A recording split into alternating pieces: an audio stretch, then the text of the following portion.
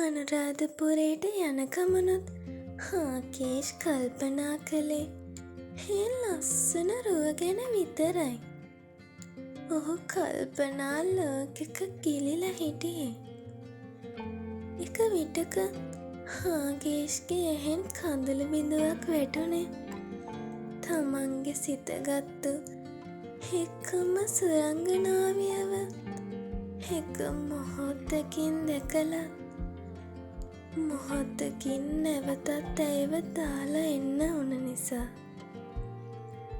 හැයවය කවද දකින්න ලැබෙයිද? හාකේෂ්ගේ හිතේ ලොකු දුකක් ඇතිවෙන්න ගත්තා. ලෙහෙසියෙන් ඇයව ගිහින් බලන දුරක නෙවෙයි හාකේෂ් හිටියේ. අඩුම ඔහුට ඇය සමග වචනයක්වත් කතා කරන්න බැරි වුණා. හාකේෂ් ලොකු දුකකට පත් වුණා. ගෙදර ඇවිත් දවස් ගානක් යනකල් හාකේෂ් කල්පනාවෙන්මයි හිටියේ. ඔහුට ඕනෙ වුණා නැවතත් ඇයව බලන්න යන්න. අඩුම තරමේ ඇයට කතා කරන්න. හාකේෂ් ගෙදර ඇවිත් දවස් කිහිපයකට පස්සේ තමන්ගේ අම්මගේ දුරකථනයෙන් කාලෙ නැන්දට ඇමතුමක් ගත්තා. හාකේෂ්ට ඕනෙ වුණේ කොහොම හරි සේයට කතා කරන්න. ඒත් ඒ කොහොමද කියලවත් ඔහුට තේරුනේ නැහැ. හලෝ, කවුද මේ කතා කරන්නේ? නැන්ද ඇහුවා. නැන්දේ, මම ආකේෂ්. මදුෂිකා කියන්නේ අපේ අම්මා.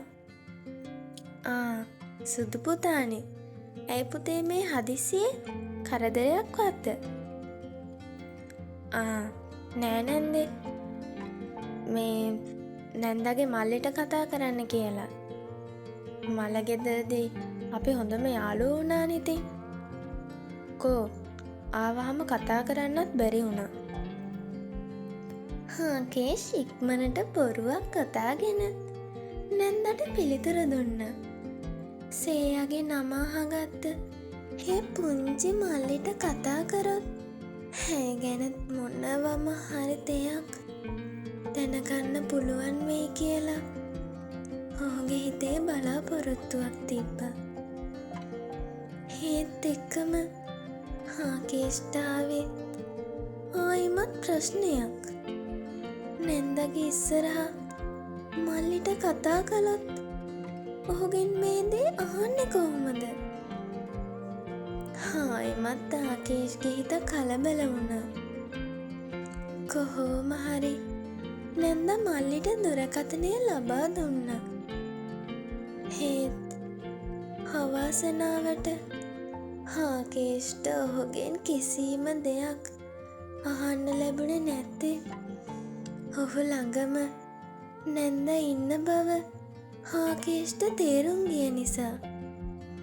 මේ කතා බහෙන් පස්සේ හාකේෂ් දුරකථනය විසන්ධි කළේත් සියලුම බලාපොරොත්තු සුන් කරගෙන. අනේ ඇයි මෙහෙම වෙන්නේ? මට එයාව ඕනේ. මට එයා එක්ක කතා කරන්න ඕනේ. හාකේෂ් තමන්ටම කියාගත්තේ හිතේ කිකුම් දෙන වේදනාවේ සියුම් ප්‍රතිඵලයක් හැටියට. මේ සිද්ධියෙන් පස්සේ හාකේෂ් තවත් හිතෙන් වැටෙන්න ගත්තා. ඒක කොච්චරද කියනවනම් ඔහුට හරියට කෑමක්වත් ගන්න බැරි වුණා. හාකේෂ්ගේ හිතේ කොච්චරනම් සේයට බැඳිලද කියලා ඔහුට තේරෙන්න ගත්තා. හාකේෂ් සේයට කොහොම කතා කරාවිද? ඔහු ඇයට කතා කරන්න බැරි වෙයිද? මේ ගැන දැනගන්න ඔයා මං එක්කම රැඳිලා ඉන්න. එහෙනම් මං අදට ගිහින් එන්නම්.